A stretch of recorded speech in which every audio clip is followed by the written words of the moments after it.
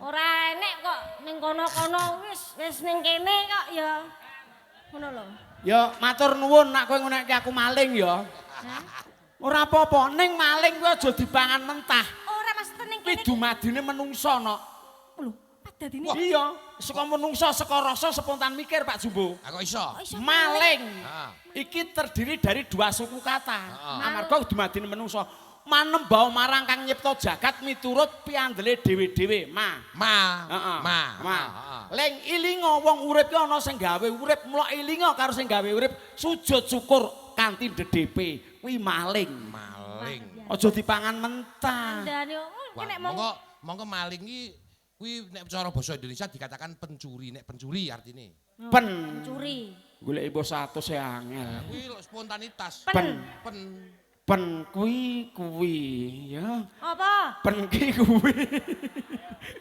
Penjahat utawa panggawean sing ora kena ditindakake. Ora kena ditindakake. Mergo tumindak sing halal akeh tunggal. Dadi larang negara lan agama. Pen Cu. cu. Cu kuwi kudu cukup rasane ora krasa kurang, ora krasa luwih. Nah. Mergo dirandasi rasa Syukur. syukur. Mergo ora bakal tumindak maling kuwi mau. Nah, ki sing ri. Rina lan wengi tansah manembah dening Gusti lan dikandeli imane ora bakal tumindak ala lan durjana kaya maling kuwi mau. Apik temen kok kowe alah ya Allah Gusti. Tak kandhani. Apik kok iso kaget aku.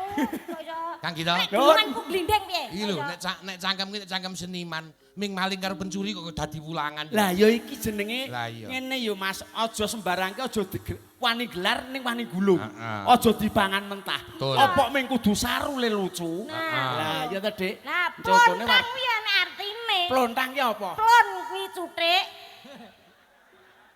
Plon ki apa? Plon kuwi cuthik. Cudik. Tang kuwi telek.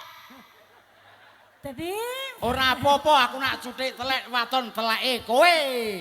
Ayo tak utik-utik terus ayo. Muni kowe. ayo. Wis tak batin kok. Wis tak batin. Piye, Mas? Ana moyo ngono mesti ya iki mesti arep dadi udik iki. Ayo aku selalu siap wong aku yo DRS kok. Wah, aku Dokter deres. Andes. Sing ngomong sapa tampekane. Lah, Dokter Andes lha apa? Duduk rada suwe. Oh, tak kira DRS iki Dudur rada suwung. Ning anu ya Mbak Eka. Nggih. Mau ibu perangkat kene Bu Kaur wis paring sasminta karo aku lho. Lho, Bu Sri. Nggih, Oh ngendika, niki jane takon neruski karo sing ngelor kali ngene lho iki. Niki anu Iki saiki wis disimpenan saiki wis di.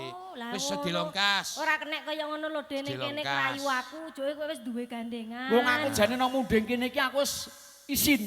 Lho, isin. Ibaratnya bengi iki aku delok wayang bayaran ya aku iki. Lho, lah iya ki Lah, nggonmu kok iso? dhewe lho. Oh ora nggonku nak kene lak munding, nggonku lor kono. Ya tangga desa. Tangga desa ya kaya sak omahku dhewe iki munding iki. Dadine aku nang kene iki ibaratnya ming delok wayang ning bayaran. Ngono. Ning dinyang. Gak iso dinyang. Kok dinyang piye? Atik ora semara mbaraban karo penoe. Kere Tak aku. kandhani, tak kandhani. Pripun? Iki panitia rawuh nang nggon gubuk. Pripun Mas? Njenjing anu apa Mbak Eka mangke kula nganu duet ki kalih nganu nggen kula Gita Plonrang. Wah ning nika angel aku lak ngono. Mangke kula atasane kula. Semene ngono sapa kuwi? Piyayi kene. Sing piyaine sing kaya ngopo? Wah pokoke piyayine bagus kae. Oh bagus wong penoe karo aku ganteng aku kok. Eh, sing matur ngendika ngono ki Mas Kadus lho. Ah, kaduse wong lanang kaya banci kok. Aku ki takon munggah panggung kok Pak Kadus sak bubare para-para iki. Amarga wis paling Kang Plontang, aku tak duet karo Mbak Eka. Oke. Ngono. Iya, ngono. Matur ngono ta mau. Matur ngono. Nah, sing piyayine lembah manah Nggih. kena kanggo contoh sebagai pamomong dusun. Betul. Nak kelurahan Bukades. Kades. Ning dusun lah Pak Mas Kadus. Kadus, nggih. Pengen duet karo DEK lagune Kerinduan. Nanti dipinangkan. Yo iya.